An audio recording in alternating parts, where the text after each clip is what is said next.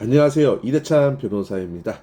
자, 우리 성범죄 사건에서 피해자하고 합의 여부는 뭐 어떤 설명을 할 필요 없이 가장 강력한 양형 자료가 될 수 있습니다. 자, 가해자 입장에서는요, 합의 자체도 어려운데 얼마를 제시해야 될지도 모르겠고, 또 피해자 입장에서는 내가 얼마를 보상받아야 될지도 모르겠다는 부분에서 많은 고민이 있어요. 특히 함부로 금액을 이야기했다가 그 기준이 너무 많은 합의금을 제시했다거나 또는 이제 너무 경제적으로 힘든 상황에서 너무 낮은 금액을 이야기했다가 피해자가 오히려 화를 낼까봐 매우 걱정하시는 분들은 많은데요. 그러면 2026년 현재 성범죄와 관련된 합의금으로 얼마가 책정되어 있는지에 대해서 간단히 설명드리겠습니다. 자, 제가 지금 말씀드리는 기준은 절대적인 기준은 아닙니다. 각 내용에 따라서 즉 사건의 경위, 피해 정도, 가해자의 경제적 능력, 피해자의 의사에 따라 가지고 그 금액에 대한 변동은 매우 달라질 수가 있습니다. 우리가 성범죄 관련돼서 크게 두 가지를 생각할 수 있는데요. 하나는 강제추행죄와 하나는 강간죄라고 보시면 될 것 같습니다. 자, 강제추행죄는 신체 접촉의 정도, 추행 부위에 따라 차등이 이루어지는데요. 실무적으로는 500만 원에서 3천만 원 내외대로 금액이 형성되고 있습니다.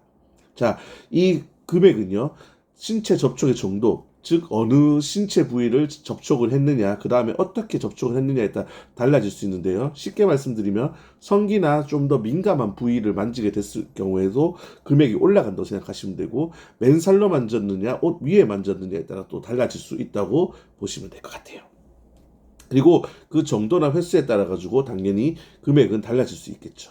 자, 두 번째, 강간죄 같은 경우에는요, 폭행 및 협박의 수위, 피해자의 상해 여부 등에 따라서 금액이 달라질 수 있는데요. 실무적으로는 3천만 원부터 1억 원 내외대로 형성이 되고 있습니다.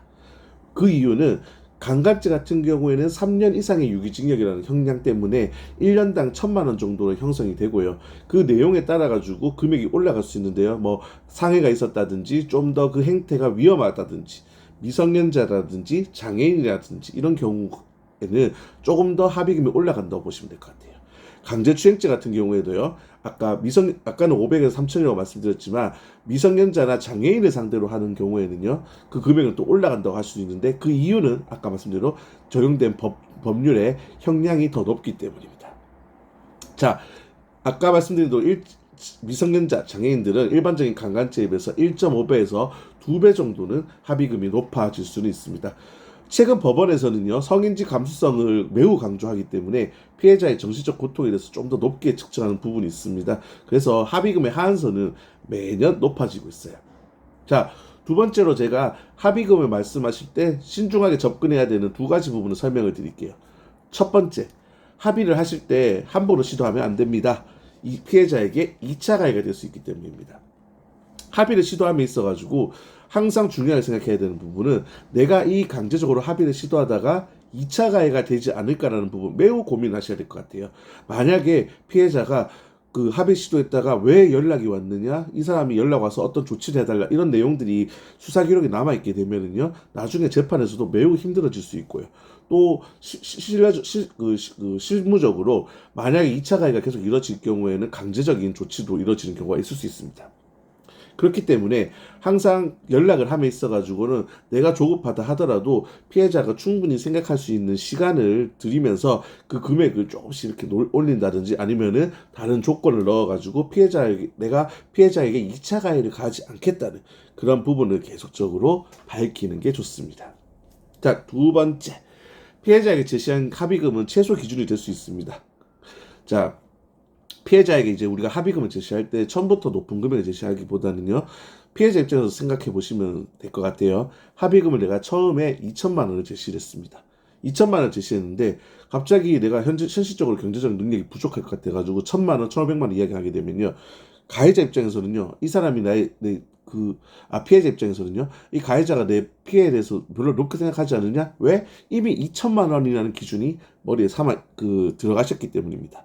그렇기 때문에 내가 처음에 어떤 내용을 이야기할 때는 정말 신중하고 현재 경제적으로 충분히 가능한 상태에서 그 금액을 이야기를 하고요. 그 다음에 아까 말씀드린 연락을 시도할 때도 혹시나 내가 연락을 시도한다는 이런 기록이나 이런 것들은 미리 남겨놓고 혹시 통화를 하게 되면은 나중에 문자 메시지 등을 통해 가지고 내가 제시안을 언급할 다시 한번 확인하시는 것도 괜찮을 수 있습니다.